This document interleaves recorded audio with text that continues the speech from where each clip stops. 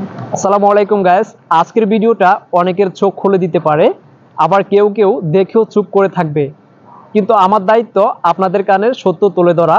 তারা থাইল্যান্ড হয়ে মালয়েশিয়া আসার পরিকল্পনা করেছেন, এই ভিডিওটা আপনার জন্য।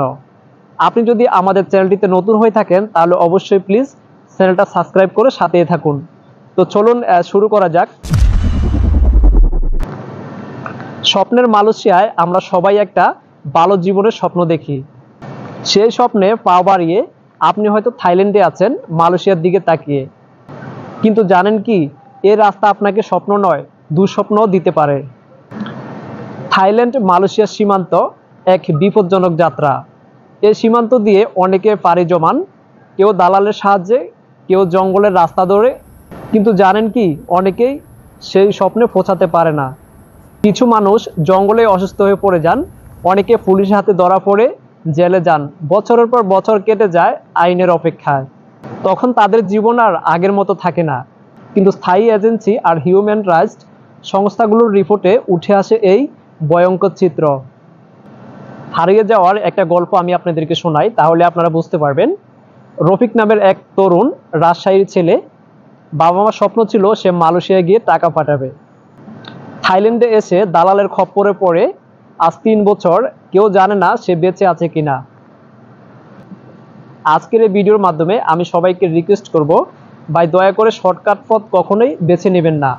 যদি বৈধ পথে যাওয়ার সুযোগ থাকে, আপনার কাগজপত্র যদি ঠিক থাকে, তাহলে সরকারি অনুমতি নিয়ে আপনি যেতে পারেন। আপনার জীবন আপনার পরিবারের কাছে সবচেয়ে দামি। দালালের কথায় কখনো কান দিবেন না। কেউ বললে চাকরি ফিক্সড, তাহলে সন্দেহ করুন যে নিশ্চয়ই এর মধ্যে কোনো গাবলা আছে। আপনার পাসপোর্ট, ভিসা সবকিছু আপনি নিজে বুঝে নিন। আর আপনি যদি এই মুহূর্তে থাইল্যান্ডে অবস্থান করে থাকেন, আপনিও যদি পরিকল্পনা করে থাকেন যে আপনি মালয়েশিয়ার মধ্যে প্রবেশ করবেন, তাহলে আমি আপনাকে রিকোয়েস্ট করব, প্লিজ আপনি স্থায়ী বাংলাদেশ হাই কমিশনার সঙ্গে যোগাযোগ করুন। তাহলে হয়তো আপনি বৈধভাবে এখানে প্রবেশ করতে পারবেন। আপনার স্বপ্ন পূরণ হোক, আমরাও চাই, কিন্তু সেই স্বপ্নের রাস্তা যেন আপনাকে অন্ধকারে না ফেলে। আপনি পরিবারের হিরো হতে চাইছেন, কিন্তু একটা ভুল সিদ্ধান্ত আপনার জীবনকে ধ্বংস করে দিতে পারে।